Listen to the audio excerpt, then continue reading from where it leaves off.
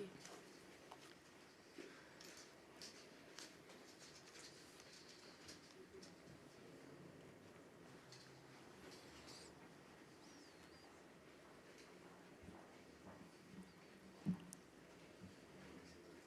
Good evening, everyone. Thank you very much for coming out on this cold Melbourne night, and welcome also to our friends who are joining us online via the YouTube channel. I'm Larissa McLean-Davies from the Literary Education Lab at the University of Melbourne, the Graduate School of Education. I'd like to begin by first acknowledging the land on which we meet, the land of the Wurundjeri people of the Kulin Nation. I'd like to acknowledge their elders past, present and emerging, and acknowledge that this land has never been ceded, which is a really important point to make when we're talking about consent. I'd like to also acknowledge that the role of Indigenous knowledges and the role that has in unsettling subjects like English in the secondary school curriculum and reforming what we understand to be knowing and understanding. So thank you very much for joining us. I'm joined here by a wonderful panel, and I'll introduce the panel in just a moment. We're here tonight to talk about some research that's been done by the Literary Education Lab in partnership with the Stella Prize. And this, as you would know, has been some work around consent, the teaching of consent in subject English. And we have our reports here. You can see perhaps from the audience, the slightly glossy report, which is available to you through the Literary Education Lab, and that's literaryeducationlab.org. So if you want to download that report, you can certainly do that. I want to just talk a little bit about the report and the research, and then, as I said, I'll introduce our panel. So the research came out of, you would have read, inspired by the importance of thinking about issues of consent education. The requirement for this to be part of our curriculum, the Australian curriculum, to think about what this really might mean for subject English. We were interested in thinking about what are the texts, when we read the texts that are most often taught in English, where's consent there? What does that look like? We were interested in talking to teachers, and we were also interested in talking to authors. So if you download the report, and we'll talk a little bit about some of those findings this evening, you'll find that we've coded and we've looked at some of the most commonly taught texts, and the English teachers amongst us will be very familiar with those texts that have been perhaps taught for many, many years. So we coded those texts. To Kill a Mockingbird, Macbeth, we thought about those texts, but we also coded contemporary Australian, primarily Australian texts, and privileged and prioritised Indigenous writing in that, and looked at those issues of consent as we coded and thought about where is consent in this subject, where is consent in those texts. And then we spoke with teachers and we had their perspectives. So the result of that research and the findings of that research are available to you, and this is the beginning really. It's a pilot project, it's the beginning of a conversation. So that's what we're here to discuss, those issues. We'll speak for and have a conversation here for about 40 minutes, and then we're going to ask you here who have joined us for this conversation for your questions and your queries, and we'll hope to then continue our dialogue in that way. So let's introduce the panel. So first of all, sitting next to me is Anthony Monteleone. So a secondary school teacher in the outer west of Melbourne, teaching English, literature and history, and just been talking to Anthony. He's also covering many classes at the moment because of the challenges that we're all facing as teachers. If you could put up your hand, if you're a teacher amongst us, fantastic. Thank you so much for coming out, given these really challenging times, and we understand that. Anthony is passionate about advocating for diverse literatures in schools. He's worked as a head of humanities, and he's been involved in various different projects and thinking deeply about practice. So brings a wide variety of experience to our panel tonight and has been involved in this particular research project as well. In the middle we have Rebecca Lim, Australian writer, illustrator, editor and lawyer, and many of you, those secondary teachers amongst us, may be teaching her text Meet Me at the Intersection, which Anthony is actually currently teaching in his school at the moment.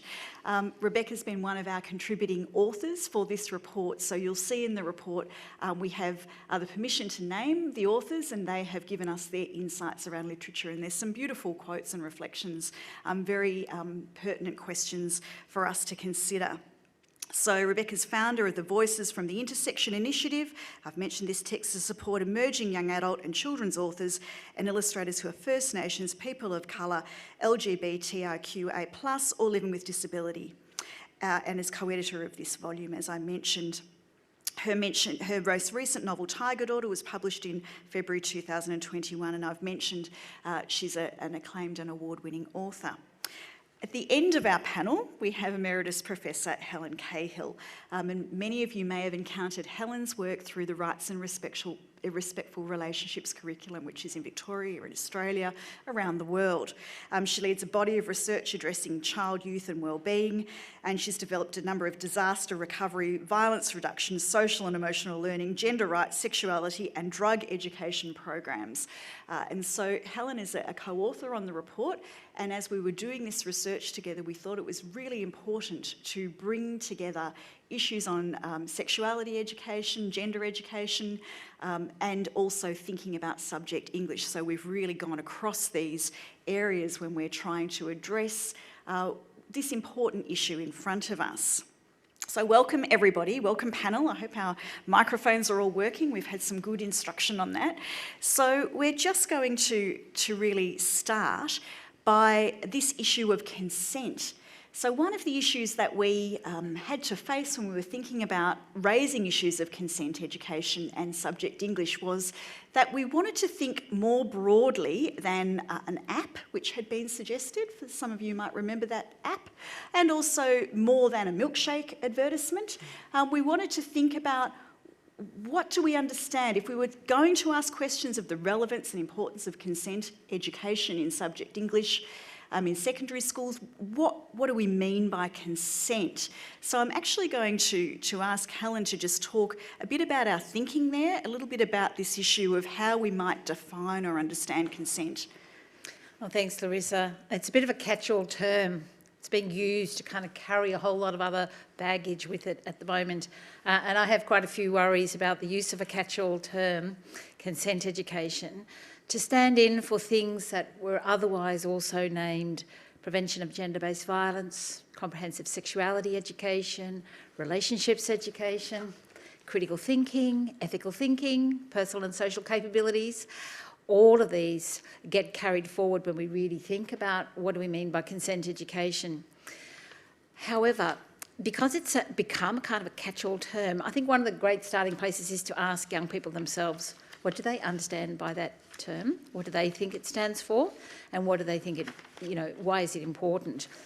There are, of course, a lot of academics, philosophers, lawyers, feminists, researchers, sociologists also writing about the challenge of defining what we mean by consent, and some useful things have come forward, and they're certainly widely circulated in young people's discussions on this issue at the moment, particularly around when we come to interpersonal relationships of a sexual nature relating to consent, which is, I think, one of the issues that comes up first when we say consent, is the importance of understanding consent as something that occurs in relationship, that it's mutual, that it's ongoing, that it's informed, that it's freely given, and that it's given under the best of circumstances of respect. So the business of seeking and understanding and attuning into consent is a really important thing. So, for example, in a sexual relationship, it's about checking in on not only the willingness of a partner, but the wantingness. What is it that they want? What are they willing to do? What do they choose to do? What do they not choose to do? But as soon as we start to look at that very issue in an intimate encounter between, say, two persons, the rest of society comes in, because that's when we think about things like power relations. to what extent are these parties actually feeling fully free to exercise their right to give or to withhold consent? So have they been raised to believe that their role is to please and serve another and to push aside what is right for them? Have they been raised to think that they're somehow entitled to something just because they want it and it looks like it should be a good fit for them? So the notion of cultural storylines and societal discourses and the effect they have on power relations in an intimate encounter all come into play. And that is why when we're talking about consent education, we're also always talking about evoking the capacity to critically analyse the storylines and the discourses that influence our assumptions, which in turn often influence our behaviour. So it's a really big topic, and I think it's one that would be best opened with young people by asking them themselves, what do you think consent is, and what are all the things that might affect it and the way it plays out in relationships? Thanks, Helen. So just to Rebecca and to Anthony, when you're thinking about in your work as a teacher, as an author, this idea of consent and literature, do these things go together? Is it relevant to the teaching of English? Is it relevant to the understanding and reading of literature? Who'd like to start us off on that? Sure. I might start first by, knowing there are teachers here, just to thank them for all the work that they do. Having a 10-hour day today, I appreciate you probably had the same thing. So you do great work. I did want to point that out before I start. I suppose when we're thinking about consent education in the English classroom, I feel like it goes hand in hand with, particularly when before we start teaching a text, the notion of what we're actually deciding to teach. Particularly when we're thinking about selecting a text, it's usually about what skills we're trying to get across to a student, whether it's in a text response or whether it's a media text. But as we start to think about moving away from canonical text to contemporary, I feel like speaking to a lot of teachers, this notion of social responsibility comes into English in terms of what text that we decide to teach, and looking at our students and thinking what they need to know.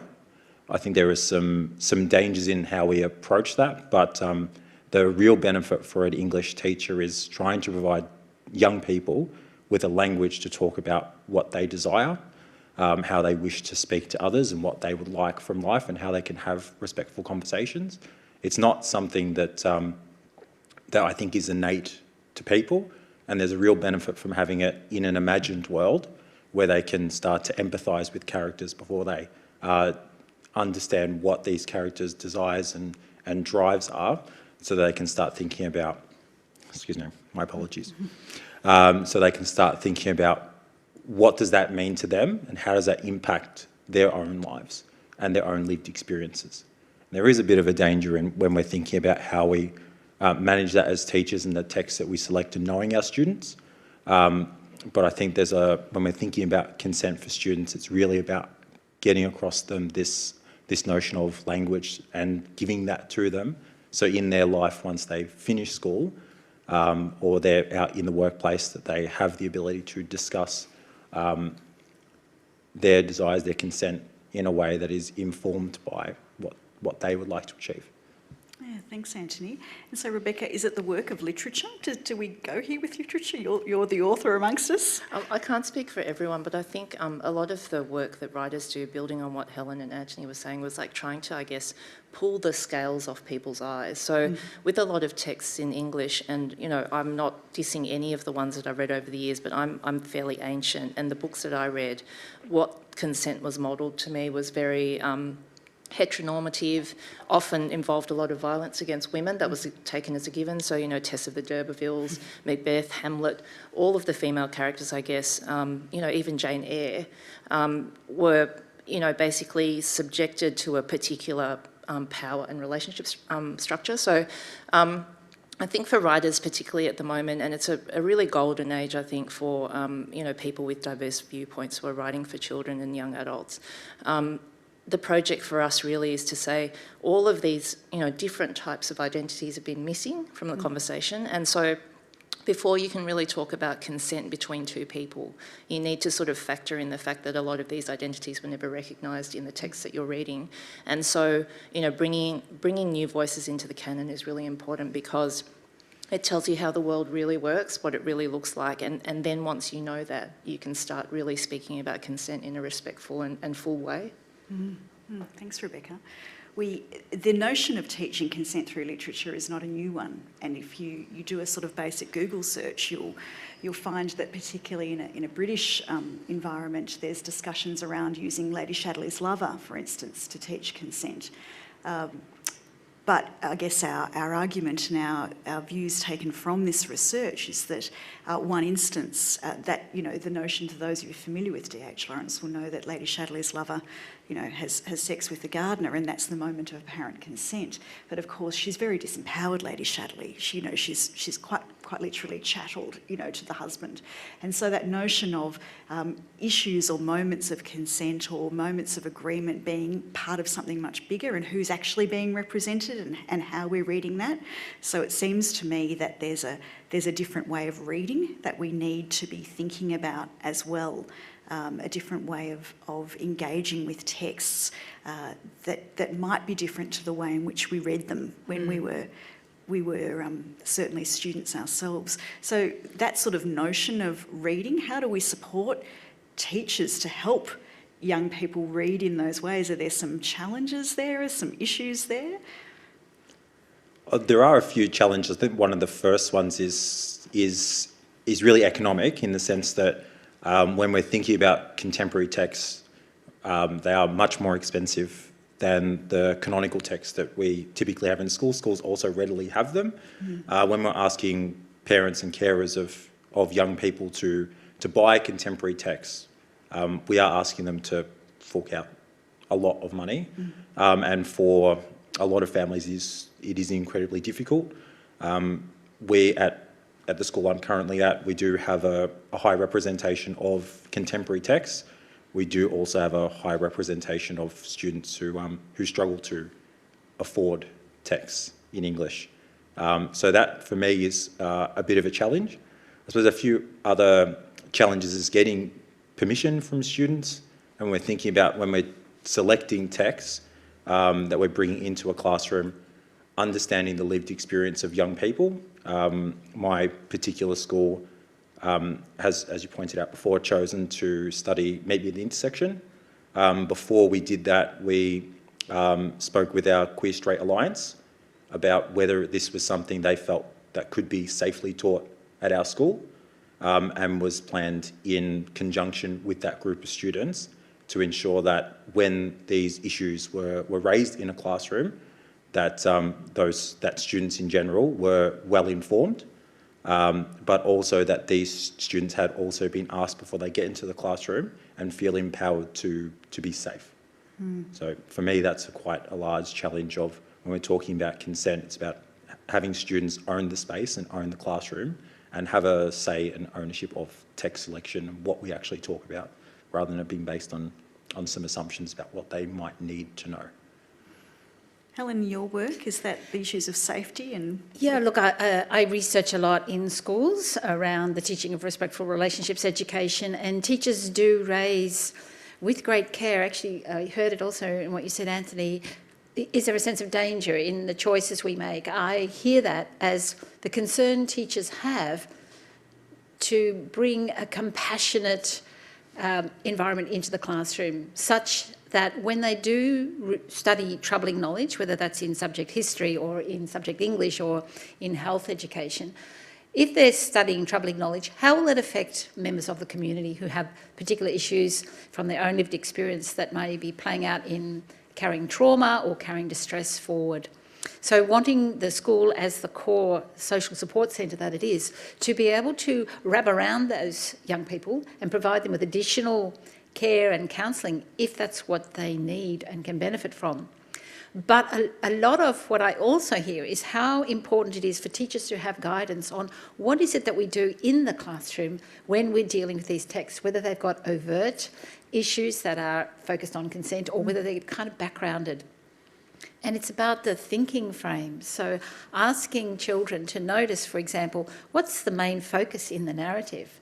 But if we shifted the frame of focus, like we shifted the lens of the camera, what is being missed but sort of in the background? What would happen if you foregrounded some of the other characters? What would that mean for the text? Would the story turn out differently? Are there bits of it not being told? I wonder what they are. And what is the effect on that for the reader? All we're doing then is asking children to critically notice the front stage story and to think speculatively about the backstage stories. And that critical readership is arguably amongst the key skills for health in the era that we live in now, where people encounter so many narratives and they're always going to need to make some kind of critique of what's going on in this narrative. Has it got a position that it's taking? And could there be more thinking that I might like to do in association with that narrative? And I think, therefore, if you are studying a classic text, it might be a simple question like, what did the character in the story call that thing that happened that we would now call rape? Which words were used in that text from that time? I wonder what the effect of that use of language was in those times, and how do we read that now, and do we read that differently? And does it matter, in the end, what we call things? So as English teachers, of course, the attention to language and naming power is going to be really critically important, because that's a power we give to children to take away and use in their own lives, is the power of being able to name and point to things that are going on, because that enables them to communicate with others about issues of concern, whether it's a troubling experience or whether it's something they feel they would like to change in the world because they think it's an injustice and they'd like to be part of changing it. Yeah, thanks, Helen. I'm thinking about the teachers amongst us thinking, how am I going to take this on? This additional work, is this something that's going to now be added on to the work I do in literary analysis and study? Is it something that's part of my job? Is this actually central to literature? Rebecca, do you think that these questions around consent are part of the literary, or do you think, if people are reading your work, you would anticipate this is going to help, or rich readings? What's your feeling? Because there's another point saying, no, this shouldn't really be part of it. I think most teachers, like most writers, are working very empathetically. And so, I don't think them trying to create a space for their students that's safe, or to teach them, critical thinking skills, they would necessarily see as, extra work or an extra burden. It's just, I guess, because of limited time and limited resources, it's how do I actually, push this into my students' lives in a respectful way, in a way that also doesn't exhaust my resources, because, there's only that many hours in the day. So I think for most teachers, that work of, preparing the ground and being empathetic is just part of the job. And that's what we do as well. We try to, where there are gaps or where there's things missing, we try to point those out. And so in your work in editing the collection, in bringing through those voices, you were responding to what you were seeing as a lack? An absolute lack. And the thing is as well, this isn't a story that often gets told, but we found it very hard to get the anthology published. I know a lot of publishers personally, and they just said, we really like the idea and we like what you're doing, but we don't think there's an audience for this. And so the audience is all of us. Obviously there's been kind of a curated audience over the last few decades, and you can tell that from the canon. But, obviously all those other students, those diverse students, have been there the whole time. And so we're just writing to people who are already there. And so it was really hard to get it published, and I just found that astonishing. It was really difficult. And yet now we know that it's being taken up in so many educational contexts. I'm wondering about, perhaps this is a question for you, Anthony, thinking about the way in which we assess English, the way in which we assess subject English in essays. Do we enable these rich engagements with issues? Helen was talking about creatively, how might we do this? Do we need to think differently about assessment in English? I think in a text response, it's part of the activity. So I teach Year 12 this year, and we're doing 9 days, and there's a lot, which is a lovely text from Melbourne. and there's a lot of discussions about consent there and rights and responsibilities of, and particularly gendered expectations in a family, and how characters deal with the burdens of that and failed adaptations in that regard.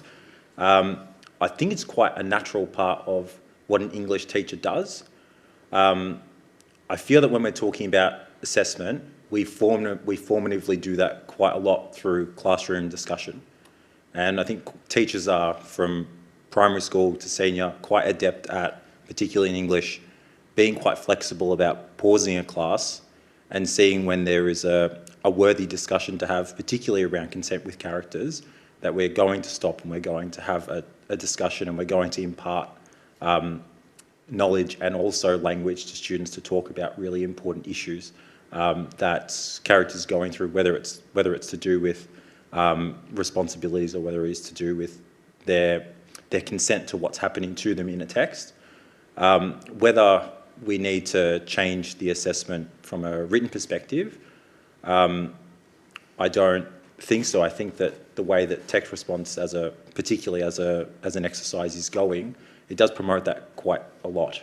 I think we're seeing it go more towards, in mainstream English, more towards a literature style, and that is allowing students to talk about these issues with a bit more nuance, I think. And teachers are, because it's an imagined world, I do think, speaking to my colleagues, that they are feeling more empowered to have these discussions because the students are rewarded for thinking in this way in assessments. Helen, in your work, did you want to add to that? Just adding to that, some of the lovely work that I have seen happen in primary schools. When we're talking about power relations, we're always also talking about gender and gender norms and gender roles. And some primary schools that I've seen in action have done things like, after they've done the gender awareness teaching with their senior students in grade 5 and 6, they've set them loose on the school library and said, please go and analyse all the texts that the little kids in the school will be looking at and reading or having read to them, and come back and do a report on which ones you think offer positive gender roles for boys, girls and those of diverse identities. And notice who's got the speaking parts and who gets to do active things and who gets to do nurturing things and who has to be beautiful, and give us a bit of an analysis on what we've got in our library and what you think that means for the school and the work it should be doing to sort of round out the library.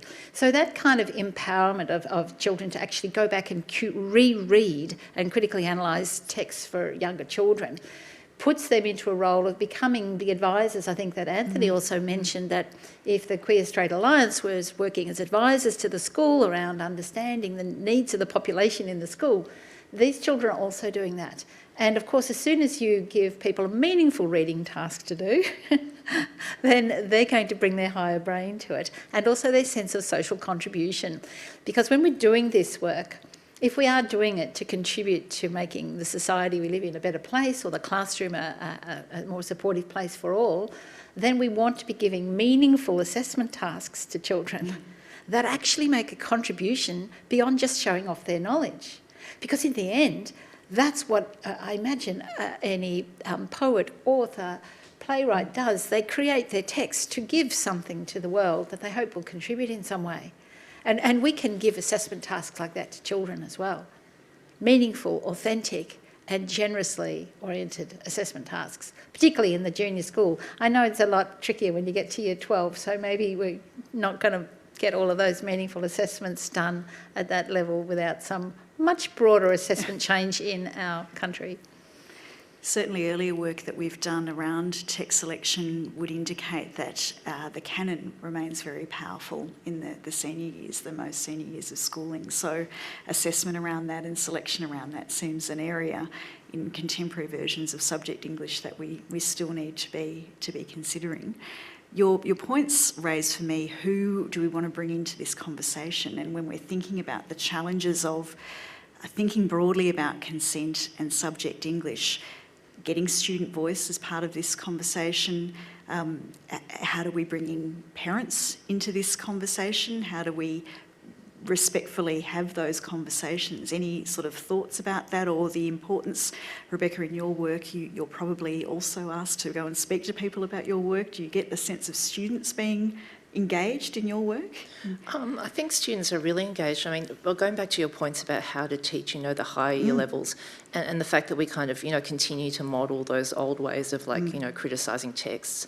I think what I'm seeing when I go out to speak to students now is that a lot of, extra work is being done around, maybe introducing stories and literature and consent in, graphic novels, in rap, in slam poetry, like different ways of actually playing with language, so that, you put in context, by year 12, you need to be able to analyse 9 days or, Much Ado About Nothing. But it's important in a spectrum, because you've had a play with poetry, you've had a play with graphic novels, you are fluent in all modes of English. Writing that essay on, Macbeth is like one extra quiver in your, weaponry that you can actually pull out when you do need to deal with, power structures when you get to be an adult. So I think the way, instead of sort of forcing people to do it or telling them they must do it because, we just need to sort of give them an understanding that that is one, aspect of your armoury that you'll be able to wield one day as an adult, but there are other ways to get, stories of consent across or to communicate with other people. One of the things that we, when we looked and we assembled our lists of texts, and one of the lists came from some research I'd done previously, a very large-scale survey of English teachers, and they simply listed all the texts that they commonly teach, and we looked at that, and they were our commonly taught texts, and they're the canonical texts, and we then put the list of more contemporary texts. I think we'd anticipated that perhaps there would be less issues of consent, broadly understood, in the contemporary texts, perhaps. But what we saw, that in fact issues of consent are just core to the teaching of literature. Literature often is, there's a lot of disrespectful relationships in the literary. So this is the business of subject English, and we can choose to deal with that and name that and talk about it, or we can teach it in a way that doesn't actually locate that, and that consent education is somehow broadly understood. And, to take Helen's point, that consent perhaps isn't even the right word for capturing what we're talking about here, but that it is going to be part of the work that we're doing, and then thinking about that then in the modalities of experience. So the graphic novels, the different kinds of texts that we might expose students to, that they are all going to be taking up these issues in different ways. So, that notion of a curriculum around respect and disrespect isn't outside subject English, we would argue in our report, but it is sort of absolutely central to those conversations. Helen, what do you think? Yeah, might we just use the word violence for a moment? We can't teach English without coming across constant focus on violence, any more than we can teach history without constantly focusing on violence. So it's good that we can go to biology for a while and physics or something else. But what I mean, it sounds like a shallow way to describe that, but teachers are charged with the responsibility of bringing troubling knowledge into the classroom. But you asked the important question, Larissa, about parents, and I want to connect that back. I do think it's a kind of it's sort of an instinctive response from parents en masse to be fearful of forms of education that somehow might either upset their child or set them on a wrongful path. And there is a kind of a myth that circulates widely that if you do things like teach kids about human sexuality or teach kids about violence, they'll go and do it. Well, that's not borne out at all by research. When we teach well in those areas, we get reductions in interpersonal violence and more caring and respectful sexual relationships. Actually, if we worried that to simply raise a topic was to go and have everybody just endlessly go and do it, we'd probably have a better time as a maths teacher, because they just wouldn't stop counting because we've told them counting is useful.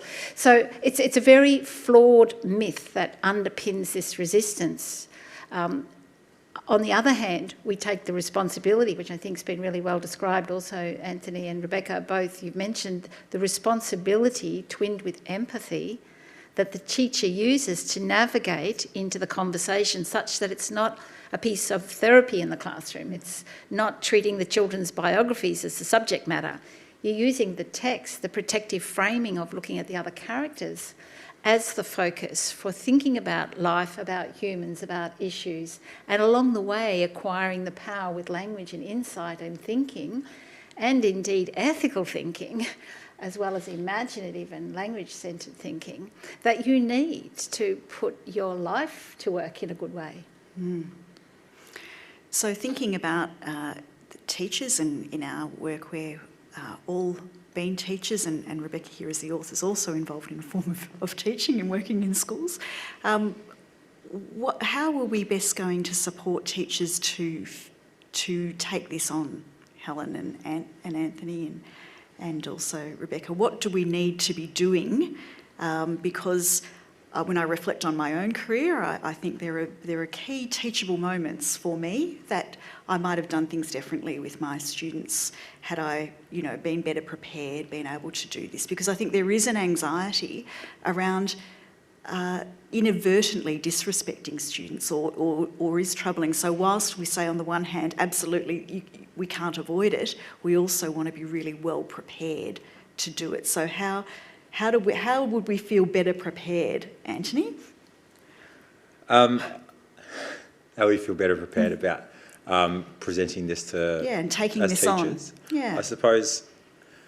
Well, a colleague suggested to me as I'm collating my literature unit for next semester that I should take the text "They're a Weird Mob" to my students, and then had a discussion with my colleague about why that text is kind of problematic for me as a person with an Italian heritage, being a text written by someone who is not of that experience, and it's one of the most biggest selling texts of that genre of the immigrant experience in Australia, and it was written by a guy who called himself an Italian name, but was a white Anglo-Saxon person, and having those discussions with teachers. I think when we're thinking about how we raise these issues and support teachers, I think it's giving them a bit of a framework to understand these are the concerns what are the concerns that you have and how you might potentially address them with students.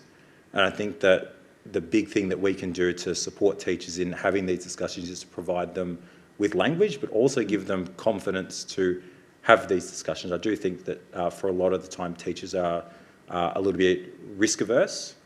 And more from a... You don't want to be on the front page of the paper, do you, Anthony? Really?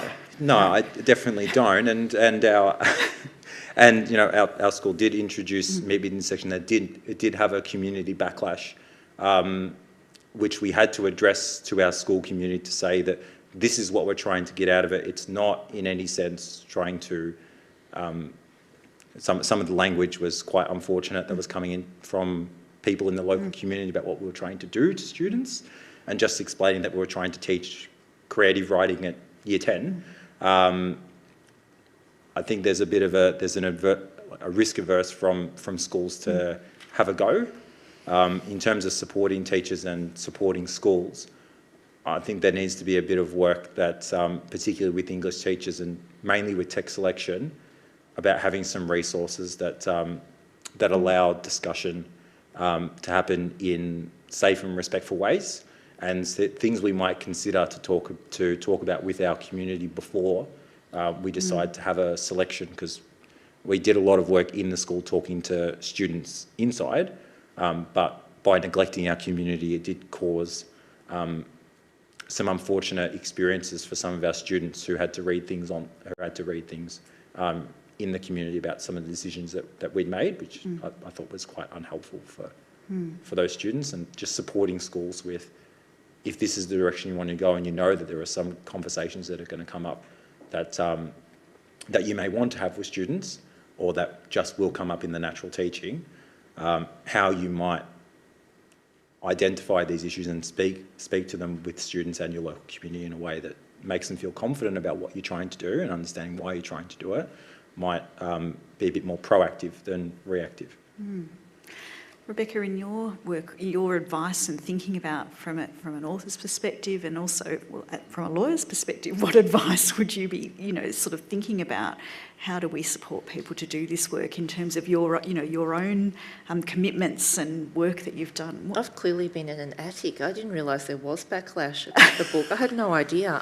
Sorry, you heard it first here. I know, I did. I'm shocked. I've got to go and look into it actually. But I mean, for me, the project is always trying to get people to understand that, the person next to you doesn't necessarily have your lived experience and has a completely different set of living conditions from you. And children are really good at understanding that. They grasp that straight away. I mean, for some adults, I know it still hasn't occurred to them that, not everyone has had the same, upbringing or the same conditions or the same wealth that they have. So I'm actually really quite shocked by that. But I think what Anthony was saying was right. If something is perceived as controversial, it will take a load off teachers as well as children if you socialise it with, the wider community first and just say, this is coming down the pipeline. If anyone objects to it, let us know. But the reason we're introducing this text to you is to try and broaden, your child's knowledge as well as, their conversation with the world. Your own conversation with them will also broaden if you allow them to do this. So it's actually a valuable exercise. So I think, I had no idea it was controversial, but if you, I guess, tell people in advance, adults can cope with it. You'll get a small vociferous minority who will just absolutely not. I'm not going to allow my child to do that. And it's up to the child then to maybe seek it out within the school, within the safety of the school. But and you wouldn't push it on them, but you could say the text is there if you want to read it. It's up to you. But I think it's important to get buy-in from everyone, and just to say to people, don't be afraid. Just try and see, and you might actually gain a new perspective on something. I'll come to you in a minute, Helen, but I just wanted to say that when we look at those commonly taught texts, those canonical texts, they're the same commonly taught texts in England. They're very similar to commonly taught texts in the US. And I think it's important for us as we're talking about issues of text selection and diversifying curriculum that we do think about the fact that we are in a nation that is wanting to address issues of colonisation, that we're wanting to address issues of marginalisation and what does it look like here, and that we have to be open to those conversations. But it is going to be a conversation with community because otherwise the risk of English teaching is that we're teaching an historical subject that That has hasn't shifted. That's something from the past. So Helen, but back to the question about support. About what teachers, because we've done research in 40 schools around the Respectful Relationships initiative and what it takes, and what teachers said they value. There's a few key things, and some of them came up in the research for this study as well. One is they want good models of how to do meaningful dialogic teaching around this in the classroom, age appropriate. They want professional learning so that they get time not only to engage with those models and affirm the kind of pedagogies they already use, but see them in this context, but also during their professional learning have the time to do the work that they're going to ask the children to do. Because most of them didn't get the chance, most of us didn't get the chance to have these kinds of dialogues in the classroom.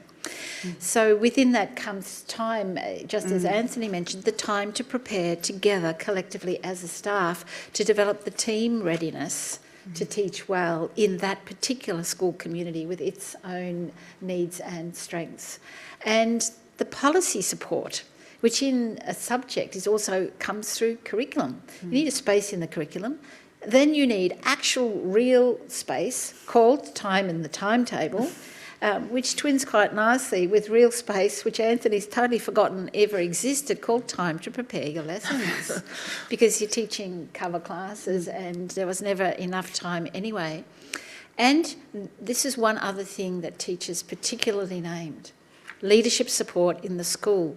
And why do they need that? Why is that actually the number one thing? Because they will be dealing with backlash, resistance and hate speech. because hate speech has become normalised in our society now as a form of, method of communication. I don't know yet whether we study it in subject English like we study poetry, but if it happens in the classroom, the teacher needs to know how to manage that as part of the positive discipline and nurturing approach of the school in general, but also if it's coming around and into the school, attacking the principal, attacking the teacher, attacking individual students, it's really, really harmful. Teachers never used to have to deal with that. Now they do. It is a very real and troubling issue. Where else in the school would you go, though, to do work on understanding what is hate speech and what are its harmful effects?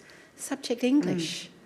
So we absolutely need English to be at the core of the ethical thinking curriculum that we offer in schools, and we need to listen to teachers when they say what they need to do this well. They not only need pedagogical support, they need the sense of political support from the curriculum and the leadership and the policies, and they need relational support because there is emotional labour involved in doing it, and there will be emotional labour that these children are going to engage with as well.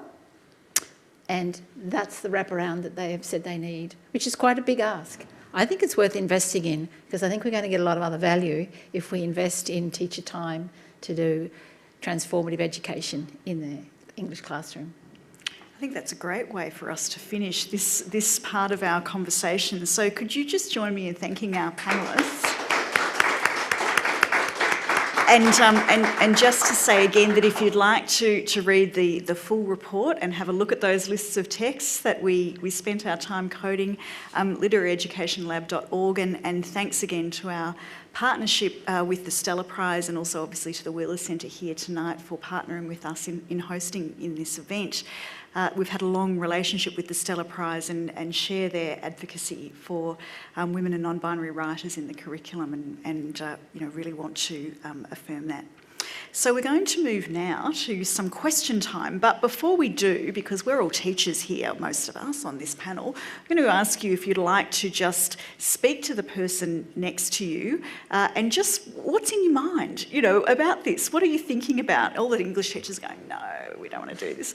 But just have a moment to sort of share a thought that you're having, and then what I'm going to do is to ask for a couple of questions, and then we'll take those and then we'll put them to our panel. So just have a moment to share what's at the top of your mind just now.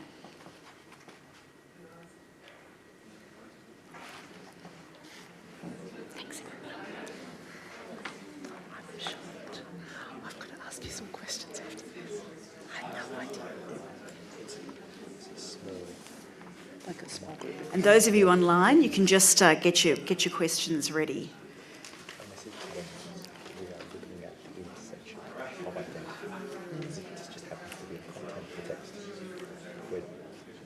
Their perception was because they hear it from the people who are advocating. Right. It's interesting, isn't it? Are there any things that you wanted to say that we haven't said? Just, I'll also ask for final kind of comments from each of you. A couple of these beautiful quotes from the other authors. Yeah, you should read those out. Which ones? Yeah. Because it will take people to this. I've got this.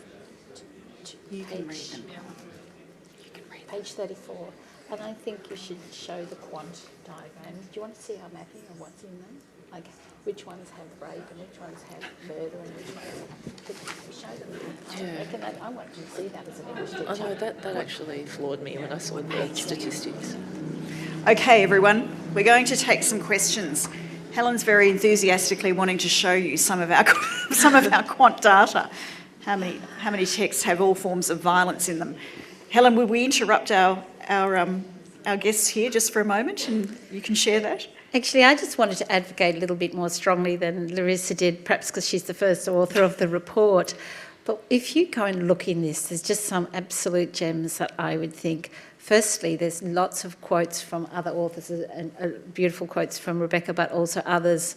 For example, this little quote from Yves Rees: "Language makes the world. It generates categories and concepts that delimit what is and isn't possible." Well, bring that to consent education. Okay.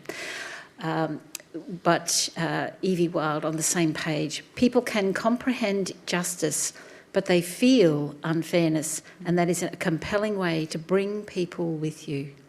So I just think when you read these beautiful contributions from a selection of contemporary authors, you will be reminded of the power of the aesthetic as a tool for social change and for social justice thinking.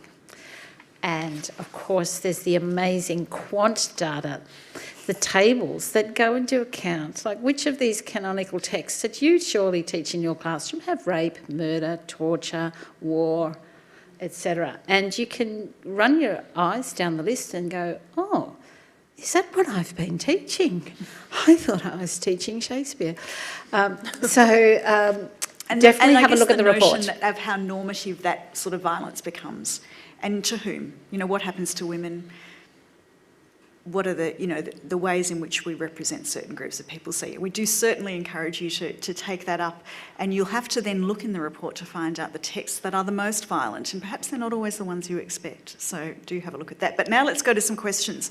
So we'll just take 3 questions, and we've got our colleagues here from the Wheelers Centre. So if you could just pop up your hand if you've got a question, and we'll take 3. So this is our first one. Hello. My question is about unwilling colleagues who are not on board. I've got a head of English, and when bringing up issues around Streetcar Named Desire, she said, oh, I never had to deal with that. They just need to be resilient. It's not an issue. Just do it. I did not take her advice, but yeah, so I want to know, how would you suggest dealing with colleagues who are unwilling to explore this concept? Okay, thank you. We're going to take a couple more questions, so we will just take that one on board. Our next question. Hey. Thank you all for your time this evening. I recently sat in on a classroom discussion, year 11, around whether or not Jay Gatsby and his pursuit of Daisy Buchanan was romantic, or whether he was a creep and should be avoided in real life. And this was a quite hilarious discussion. It was a lot of fun, to be honest, to sit into. But obviously, like the fun and humor of romance, or the excitement of romance, and then the danger and anxiety around when it reaches the consent area. I mean, it's a very blurry transition. So perhaps any one of you could speak anecdotally or not around how to strike that balance, whether or not to intervene, and how. Yeah. Okay, thank you. All right, and we'll go to a third question. Hello.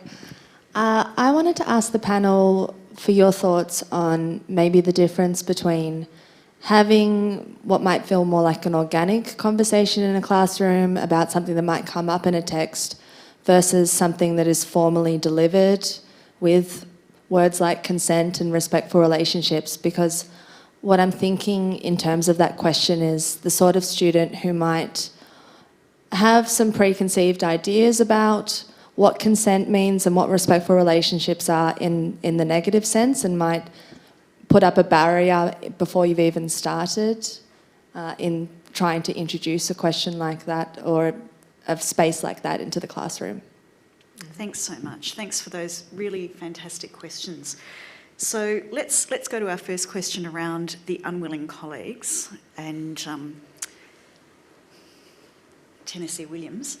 So let's think about that. So what do we do? I mean, one of the things I want to say is get on board, and let's continue to have this conversation, because one of the things is around a cultural shift, and one of the things is around working together. And I know that we have the president of VATE here, and we, certainly that there needs to be visibility and professional learning opportunities around that, and I guess it's a shift in, and it's difficult if it's certainly the head of English, and a lot of work that we've done in schools, we know that those are challenging dynamics, but it is shifting that discourse around what is our core business of English, and how do we, I guess, have those conversations at faculty and department level. But I'll go to my colleagues here. So some suggestions around difficult. Helen, you must have come across this many times. Come across this a lot. My coaching would be, imagine that colleague the way you would imagine a student in the room who was, what do we have to do this for? because they may have the same pedagogical need. They don't yet know what they don't know on this area because they haven't been doing the thinking you've been doing. They didn't get a chance to do that. That wasn't in their education.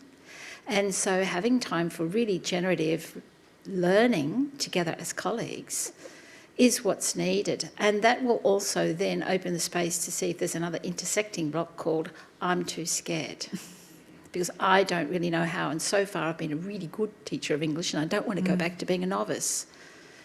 Because remember how scary first year teaching was? Okay, so my sense is let's forget the status of the person and approach these challenges pedagogically and with that human wrap of concern.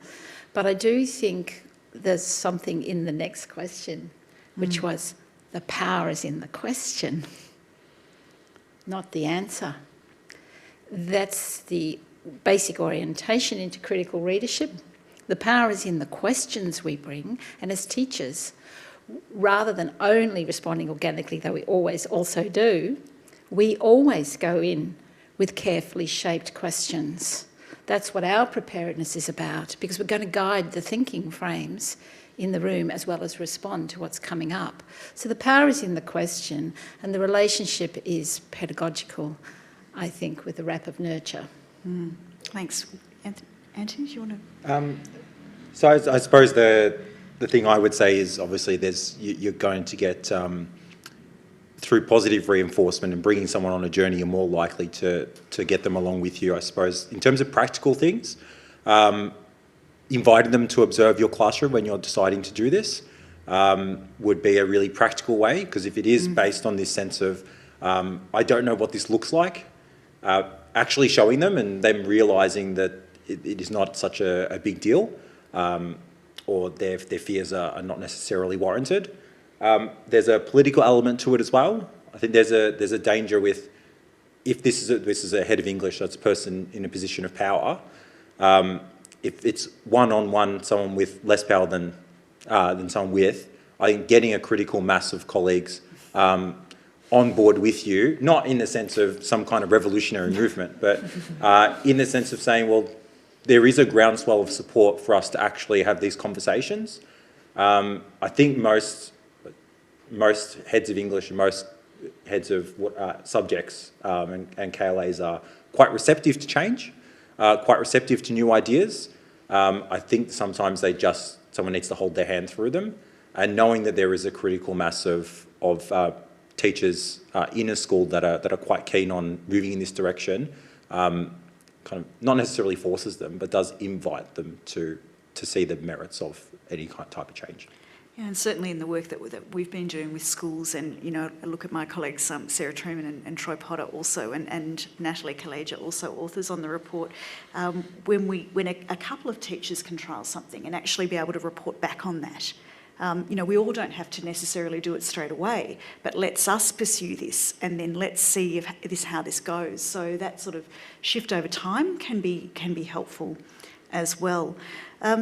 So let's move to the thorny question of Jay Gatsby, and as I understand the question is, when does the classroom teacher sort of begin to be talking about these issues, or how does one formulate that? And I think that text in particular is really so rich in thinking about those power dynamics all around those issues of consent. And it seems to me, if the question is, when do we sort of start talking about it right from the get-go, because there's so much opportunity to talk about decisions characters are making or not making, how they feel compelled to undertake certain kinds of actions. And the notion of, is Jay Gatsby a creep or not? There's lots of questions, I think, that Helen would say around what language and what paradigms are we using to even make that assessment now and then. So it seems to me there's a lot of rich opportunity for the whole of the text to be opened up in that way, and to feel empowered as the teacher to say, well, when we get to the moment of consent, what's guiding that? We don't want to focus like Lady Chatterley's lover on the actual moment. It's all of the text, all of the work that sits around that. Are there any other thoughts on Jay Gatsby that anyone would like to share? That's probably the only question I can answer. So amongst all the teaching ones, I'm quite bad at teaching. So I think with that, I mean, it's sort of a similar answer to the first question and the second question. It's really about challenging people's privileges. So when you look at a text like The Great Gatsby, you need to say to your students, who's writing the woman? You know, why is this woman written this way? It's written by a man. What's his background? Why did he write these characters this way? Are the things you're reading actually authentic? And are they really, you know, an authentic view of consent? Because you've got a very well-educated, fairly wealthy individual writing poorer characters, you know, writing wealthy characters, and all of this needs to be like looked at very carefully. And so that's the same with the teacher who's resistant to, you know, looking at the problematic aspects of Streetcar Named Desire. You've got to challenge yourself. What lens are you, you know, putting on this work, and actually sort of challenge yourself to, you know, look at your own perspectives on things. You know, are you actually upholding the patriarchy by, you know, consistently teaching this text when maybe it's time to move on and study something else? So I think it's a good way to open up things with students and with other colleagues, just by saying, think about the filter, think about who's writing it, who's reading it, who's receiving it, you know, what's the message they're trying to like get across to you, or what sort of unconscious biases are in there. And once you start sort of talking about that, it opens up the text in new ways, I think. Thanks, Rebecca. So all those questions around author and privilege and text and how things are actually being created. Helen, did you want to add something there? No? We're going to move on, and the question that we had then was around how explicit, I think, are you around this? Around, is this then coming as a, do we just let this happen organically, or is this, you know, do we do a bit of explicit teaching up the front around this? So open up to the panel. What do you think? I might start. I suppose that there is a danger in just considering it through letting it happen organically, in the sense that privileges a certain type of student. If we're thinking about having it in a structured way, we can start to consider the types of students we have in our classrooms, and we might realise that certain students are much more adept at responding in a verbal way as opposed to a written way. So the way in which we ask these questions will impact the variety and complexity of responses we get when we're talking about these topics. So I think there's a lot of value in thinking about this structurally and thinking about how you're going to fit it into your class in a way that doesn't just privilege a certain type of student and allows all students to have a say, whether you're pre-filling that discussion before you begin your class and giving some knowledge, or focusing on a part of a text and say these are the types of discussions we're having in our next class. Allowing students to do a podcast before, so they have something verbal that they might want to play, or allowing students to do a poster, for example, allowing kids to write their responses or create their responses in a way that they feel comfortable with, I think is the value of doing it in a structured way. The organic is quite useful because it's taking advantage of certain moments in a classroom. But again, there are disadvantages in that some of those organic moments will silence some students based on the way we ask questions. Thanks, Anthony. And our time is up. We have a wonderful screen here that actually says your time is up. So I'd really like to thank you very much for being part of this conversation around the teaching of consent in subject English. Do get in touch with us at the Literary Education Lab if you would like to be involved in further conversations about this research. This is a beginning for us, really, in thinking about what's next and what's needed. And I'd really like to thank Anthony and Rebecca and Helen for being our panellists this evening. Can you join with me? And safe travels. Thanks very much, everybody. Thanks, everyone. Thanks.